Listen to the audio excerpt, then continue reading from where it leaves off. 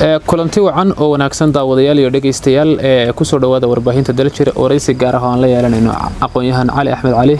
waa falanqeeye arrimaha siyaasadda. Cali waxa uu wadanka Hindiya ku bartay culumta siyaasadda oo halka jaamacad kaga baxay muddo dheerna wuxuu wax ka qoray arrimaha siyaasadda Soomaaliya iyo Puntland iyo guud ahaan Geeska Afrika. Cali maanta wuxuu nala falanqeynayaa marxaladda siyaasadeed ee Soomaaliya maanta ku jirto oo aan ugu horeysiin shirkii u dambeeyay ee Garowe ku qabsoomay Heritage oo ah madasha aragti wadaag ee sanadkiiba mar ay soo qaban qaabiso hay'adda cilmi baaristaha iyo barashada siyaasadda ee Heritage. sidoo kale khilaafyada ku gadaaman arrimaha doorashooyinka waxyaabaha la isku hayo iyo xaalku sida uu noqon karo ayaan isdul taagi doonaa inta aan ku guda jirno wareysigan falanqeynta. Cali ku soo dhaw warbaahinta Daljir waxaad kamid ahayd ka qaybgalayaasha shirka Heritage. shirkaasi wixii laga filan karay iyo waxa ka soo baxay markaas dhinac dhigto. waa maasatahay Khadar aad iyo aad baan ugu mahadcelinayaa warbaahinta Daljir mar walba bulshada la hadasha aragtida bulshada qabtana soo gudbisa. inta kadib waxaan aaminsanahay in Heritage shir balaaran bay qabatay marka hadii dhinac laga fiiriyo wixii ka soo baxay wixii la filayay ma ah oo xogaa wax ka yar baa ka soo baxay markii la fiiriyo shirka qaban qaabadiisii tirada dadka ka qayb galay inta uu qaatay maalmood iyadoo waliba hoolkii hore dadka inta ku yaraaday hool weyn oo BSU la aaday haddana mugga iyo miisaanku warmurtiyeedka soo baxay sida aad buu u yaraa aad buu u koobnaa laakiin waxaan dhinaca kale markii la fiiriyo waxa very positive ah ama aad wax togan ah in dad kala duwan oo kala siyaasad duwan oo xamar isku arki waayay ay fursado isu heleen sheekaysteen intii hore la isaga dhawaaday hadda aanu maqlaynaba inay jirto xiriiro iyo ka dhex jira madaxda Soomaalida oo la rabo in wax la isugu soo dhaweeyo dhinaca markii laga fiiriyo waxaan aaminsanahay xogaa waxay ahayd marka inay ka soo baxdo salahan waxay ahayd inay ka soo baxdo wax macquul ah oo la oran karo 1 2 3 maxaa siyaasadda dalka maxaa laga hagaajin karaa maxaa khaldan xagee wax ka khaldan yihiin tilaabadee ugu horeyso la qaadi karaa muxuu ahaa sidee wax u hirgeli karaan hadeer waxyaalo noocaas oo waaweyn oo details oo la taaban karo oo labada dhinacun aan ahayn oo dhexdhexaad ah baa la rabaa inay ka soo baxaan marka war iska aad muddo inay tahay af daboolasho oo baa ii muuqanayay aniga tusaale ahaan dadka qaarkood waxay leeyihiin madasha marka la eego sidii u socotay iyo qaabkeeda waxa laga dhaxarkay arrimo siyaasadeed oo kale dadka qaarkood ay ku doodeen ma kaga dhex muuqdaan arrimahaasi hadii aad carabka ku balaarin karto qaarkood xataa runtii arintaas qof walba ka qayb gala aha shirka si weyn bay ugu muuqatay dadkii meesha yimid oo madaxda ahaa oo ama siyaasadda hore ugu soo jiri jiray ama kuwii dhawaan ku soo biiray waxay doon ha noqdaan waxa muuqatay inaysan panelka u sinayn xogaa waxa muuqatay inay fursaduhu kala badnaayeen waxa muuqatay dadka shacabka aragtidooda inaan aad xoog loo saareen iska wadaaf la qarinayay oo dadka qofka siyaasiga ah oo markaas oo xulafada la ah maybe shirka iyo qaabka u socdo in aad mikrofoonka loogu badinayay marka nooc olole ana waa ku jiray baa la oran karaa oo hal musharax u badan sida aniga iiga muuqatay ma rabo inaan dhaho hebel laakiin musharaxiinta mid kamid ah ayaa waxa muuqatay inuu ka muhiimsanaa kuwa kale anigu waxaan arkay Shariif Sheekh Axmed oo leh asagoo kamid ah maalmihii ugu dambeeyay dadkii la siiyay hadalka oo hadana leh xilli dambe la siiyay soo gaabay maxaa la ileeyay marka waxa muuqatay in xoogaa fursado kala badnaayeen oo panelka maalintii saa loo furay madaxweyne Dani markuu hadlay qofkii labaad hadlay wuxuu ahaa Xasan Sheekh Maxamuud oo muddo 30 daqiiqo hadlay marka anigu waxaan dareemayay inay xoogaa dhinacaas inaan loo sinayn oo si loogu kala badnaa ka waxaad leedahay maadaama carabka ku dhufatay Xasan Sheekh Maxamuud oo ragga meesha Heritage hogaamiya qaarkood wasiiradiisii kamid ahaa ayaa meesha lagu ololeynay dadka qaarna taad waa qabaan warbaahinta qaar waa lagu qoray runtii anigu dadkii ugu horeeyay waxaan ahaa ka qaybgalayaasha ilaa maalintii ugu dambeysay shirka ka qaybgalay markaan fahamkayga wax badan qiimeeyay Xasan Sheekh Maxamuud ololihiisa aad buu ugu dhex jiray shirka Heritage team abaabulan baa ii muuqday oo isku xiran oo asleeyahay tolama mowqif bay soo wada qaateen ku saabsan in muxuu ahaa campaign-kan nooc campaign laga saddex sameeyo haddana dhinaca kale dee waxaa socday anu sidaan kuu sheegayba in la isu yimaado oo la is arko oo madaxdii xamar isku arki weedo gudoomiye Cabdi Xaashi iyo ra'iisul wasaare ku-xigeenkii Mahdi Maxamed Guuleed ay meesha ku kulmaan oo is arkaan oo sheekaystaan oo muxuu ahaa Mahdi iyo muxuu ahaa gudoomiye baarlamaanka iyo raggii kale oo dawladda ka socday ay mucaaradkii ay wada sheekaystaan oo laftaas laftigeeda waxaa aaminsan inay tallaabo hore loo qaaday arrintii iyo Guuleed ayaa iyaduna xiise gaar lahayd inay kulmeen ma in rag kulmay oo isku reer hor sheekaystay baa loo qaadan karaa mise waxba ka soo baxay waxay isku diidanayeen sida dad badan aan xogogaal aan ka dhageystay ama la ii sheegay waxa la leeyahay Mahdi Guuleed iyo Cabdi Xaashi xogaa waa isaga soo dhawaadeen sidoo hore dad baa waxay leeyihiin gudiye isku dhafa lagu heshiiyay cidna ma oga dhinaca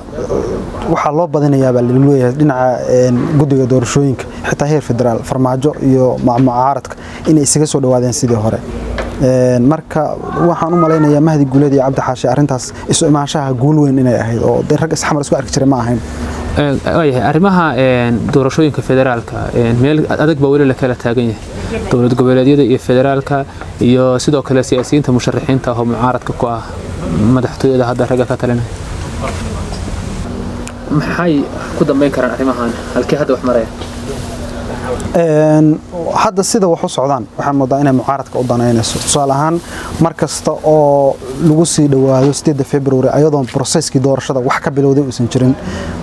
macnaheedu waxa weeye dawladdii baa fashil lagu halasi galaysa marka dawladdu waxaan moodaa mar walba jadwal bay soo saaraysaa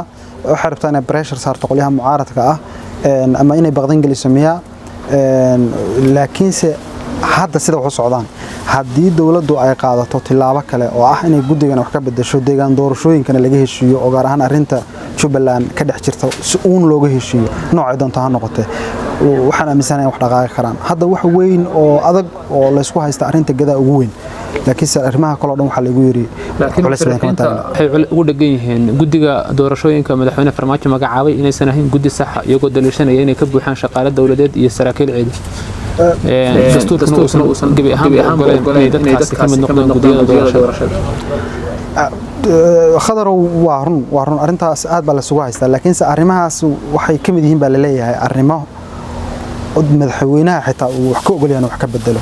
yani guddiga doorashada arrimaha uu rabo inuu waa ka wada hadli karnaa uu madaxweynuhu yiri baa la sheegaya xogta xaqiiqda ma hayno laakiinse hadda markaad fiirisid siyaasiyiinta iyo dadka meesha yimid qof markaa wareysatid wuxuu ku leeyahay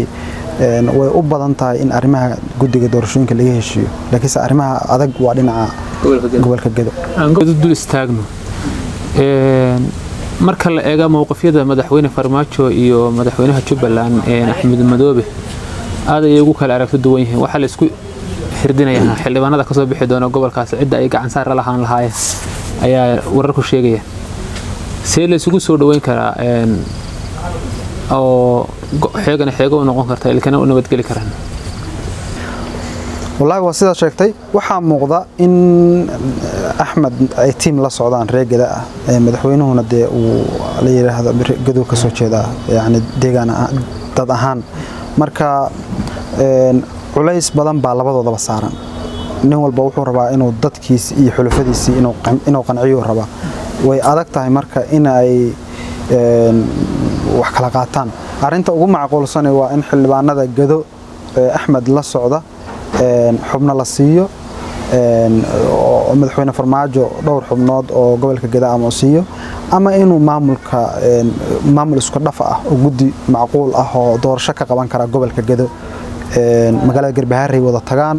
arintu yani processka inay isla dhaqaajiyaan oo macna kalsooni la abuuro ila tahay mid labaad oo kale culaysiga ka soo foosaaray dowladda federaalka arrimaha dhinaca beledweynaha kale markoo kale dhinaca amniga marka aad loogu kalsoonaa la leeyahay baraawo qahmay marka waxa jira culaysyo badan oo dhinacii labadii deegaan doorashada xitaa laftigeeda la leeyahay ama laga tanaasulayo hal deegaan doorasho lagu soo aruuriyaan waa jirta madaxweyne Farmaajo gorgortan ma ka gali karaa gobolka Gedo xildhibaanadooda oo la leeyahay waa meesha ay ka bilaabato ku xisaabtankiisa musharaxnimada maadaama xildhibaanada ka imaanaya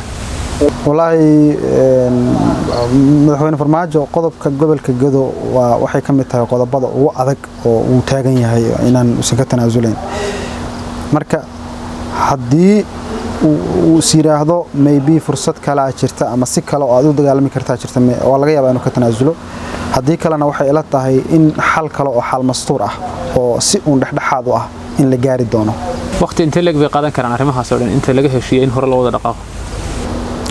marba waxay ku xiran tahay siyaasiyiinta hadda xukunka kuwa fadhiya iyo kuwa mucaaradkaaba sida muhiimad uga arkaan doorashada iyo dhaqaaqeeda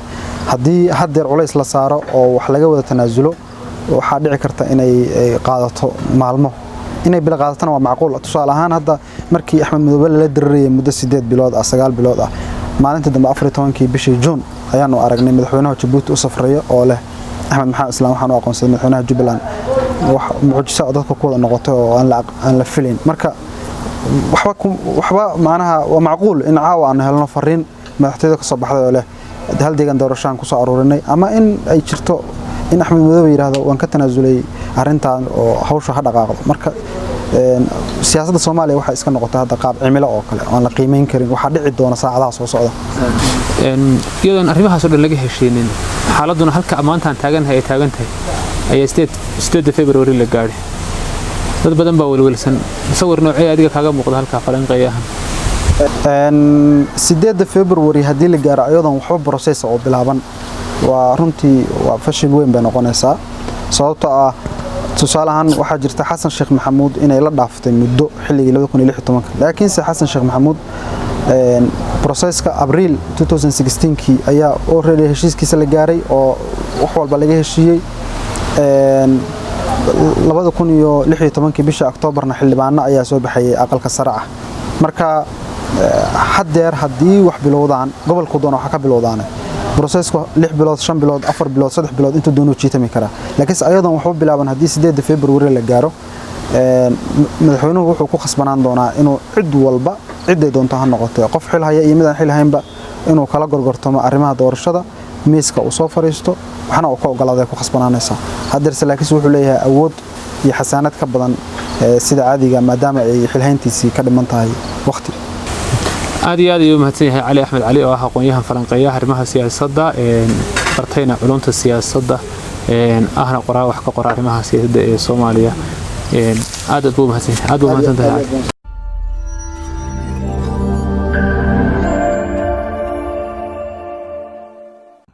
Salaam Bank wuxuu kuu fududeynayaa adeegsiga kaaftoon adigoo si fudud u dhigan kara ugalana bixi kara lacagta akoonkaaga haddaba macmiil si aad si fudud ugu isticmaasho adeegan garaac xidig 886 xidig akoonkaaga Salaam Bank xidig lacagta aad dhiganayso afar gees geli macluumaad sida magac ama faahfaahin ugu dambeyn geli lambar sireedka sahalkaaga sidoo kale macmiil si aad akoonkaaga Salaam Bank lacag ugula baxdo garaac xidig 887 xidig akoonkaaga Salaam Bank xidig lacagta aad la baxayso xidig lambar sireedka bangigaaga afar gees geli macluumaad sida magac ama faahfaahin ugu dambeyn geli lambar sireedka sahalkaaga akoonkaaga Salaam Bank ku maamulo si dhib yar Salaam Bank